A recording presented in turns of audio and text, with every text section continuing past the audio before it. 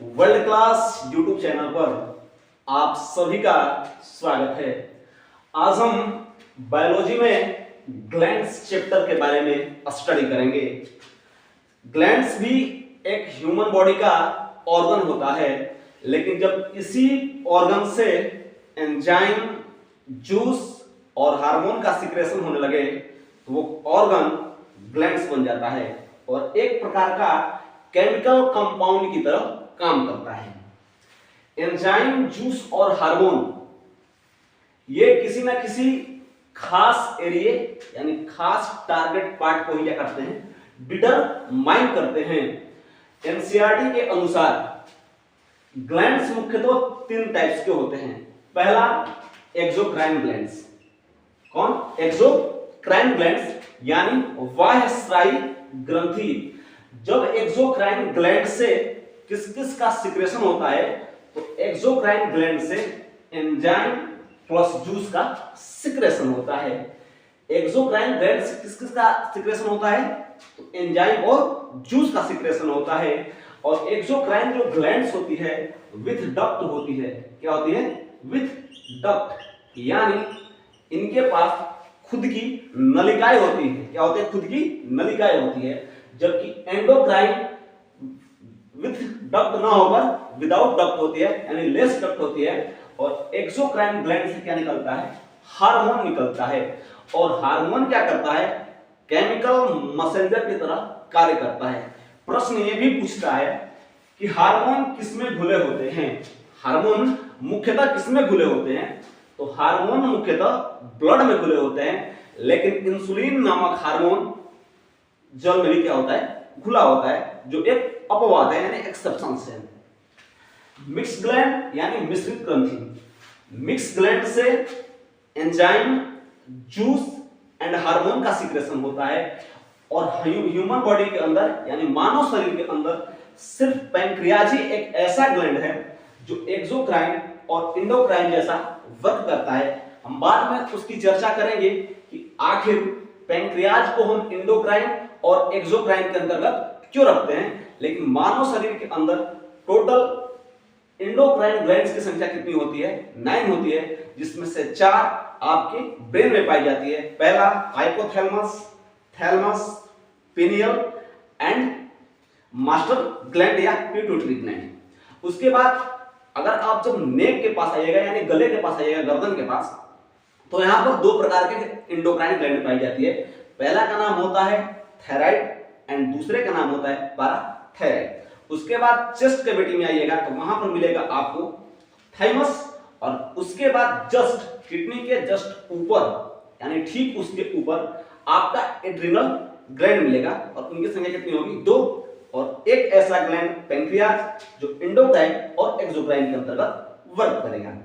आज हमारा ग्लैंड में टॉपिक है एड्रिनल ग्लैंड यानी अधिवृक्क ग्रंथि, जो किडनी के जस्ट ऊपर पाई जाती है। अब जैसे कोई किडनी है, अधिवृक्क यानी किडनी के जैसा ही उसका साइज होगा, तो उसमें 2 पार्ट होते हैं। एक होता है इनर पार्ट और दूसरा होता है आउटर पार्ट। तो अधिवृक्क के इनर पार्ट को मेडुला कहा जाता है। क्या कहता है? मेडुला कहा जाता है। और मेडुला से 2 प्रकार के हार्मोन का सिक्रेशन होता है। पहला होता है एपिनेफ्रिन हार्मोन एंड दूसरा होता है नॉन एपिनेफ्रिन हार्मोन। इन दोनों हार्मोन को इमरजेंसी ग्लैंड कहते हैं। ओवरऑल इस ग्लैंड को भी इमरजेंसी ग्लैंड कहते हैं, लेकिन ये एपिनेफ्रिन एंड नॉन एपिनेफ्रिन को इमरजेंसी ग्लैंड कहते हैं। ये जो एड्रिनल ग्लैंड है इसको 3F एंड 4S के नाम से भी जानते हैं। इसके अलावा इसको fear and fight glands, do and die glands के नाम से भी जानते हैं। लेकिन हम जानेंगे कि 3F में 3F का अर्थ क्या होगा, 4S में 4S का अर्थ क्या होगा। तो एड्रिनल ग्लैंड के इनर पार्ट का नाम है मेडुला। और मेडुला से 2 प्रकार के हार्मोन का सिक्रेशन होता है। पहला होता है एपिनेफ्रिन और दूसरा होता है नॉन एपिनेफ्रिन। और इन दोनों को मिलाकर क्या बोलते हैं? Emergency gland. और ये क्या होता है? हमारे शरीर में बायोलॉजिकल चेंजेस करते हैं। क्या करते हैं? Biological changes. जैसे 3F का मतलब होता है, एक F का अर्थ हुआ फियर। क्या हुआ? फियर। दूसरे एफ का अर्थ हुआ फाइट, तीसरे का अर्थ हुआ फ्लाइट। क्या हुआ? फ्लाइट। यानी इसको लड़ो और उड़ो hormone, do and die hormone and 3F hormone के नाम से जानते हैं। 3F का मतलब F में क्या हुआ? एक F का अर्थ हुआ फियर, दूसरे F का अर्थ हुआ फाइट और तीसरे का अर्थ हुआ फ्लाइट। अब जो मेन इसमें और चीज पढ़ना है वो होता है इसका आउटर पार्ट। तो एड्रिनल ग्लैंड के आउटर पार्ट का नाम है आपका कोर्टेक्स। क्या नाम है? कोर्टेक्स। क्या नाम है? कोर्टेक्स। अब कोर्टेक्स से ही इसमें से निकलेंगे 4S और 4S का अर्थ क्या होगा हम उसके बारे में स्टडी करेंगे। यहां पर है आपका ग्लूकोकोर्टिकोइड्स हार्मोन। ये एड्रिनल ग्लैंड के आउटर पार्ट के कोर्टेक्स से निकलेगा। क्या निकलेगा? Glucocorticoids hormone. इसका क्या वर्क है? पहला है इसका stress regulation, stress regulation and sugar regulation, sugar regulation. यानी ग्लूकोकोर्टिकोइड्स का क्या काम है? आपके शरीर में जैसे स्ट्रेस रेगुलेशन हो जाए, यानी आपके अंदर चिड़चिड़ापन आ जाए या शुगर को बैलेंस करना है, क्या करना हो? शुगर को बैलेंस करना या स्ट्रेस रेगुलेशन का वर्क किसका है? तो ग्लूकोकोर्टिकोइड्स का। उसके बाद है आपके अंदर मिनरलोकोर्टिकोइड्स। मिनरलोकोर्टिकोइड्स का वर्क है साल्ट रेगुलेशन। क्या होता है? Salt regulation. और एंड्रोजन का अर्थ होगा यहां पर सेक्सुअल कैरेक्टर डेवलपमेंट। क्या होगा? Sexual character development. एक बात और समझ लेते हैं। एड्रिनल ग्लैंड के आउटर पार्ट्स का नाम है आपका कोर्टेक्स। कोर्टेक्स से पहला हार्मोन का सीक्रेशन होगा ग्लूकोकोर्टिकोइड्स। तो ग्लूकोकोर्टिकोइड्स का वर्क है आपके शरीर के अंदर स्ट्रेस एंड शुगर रेगुलेशन को बैलेंस करना है। ठीक।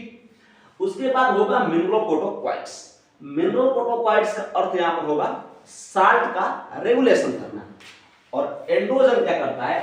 ह्यूमन बॉडी के अंदर सेक्सुअल कैरेक्टर डेवलपमेंट का काम करता है। यानी 4S से एक S का अर्थ हुआ स्ट्रेस, दूसरे का हुआ शुगर, तीसरे हुआ साल्ट और चौथे का हुआ सेक्सुअल कैरेक्टर डेवलपमेंट। और इस ग्लैंड से हमेशा एग्जाम में क्या होता है? क्वेश्चन पूछता है।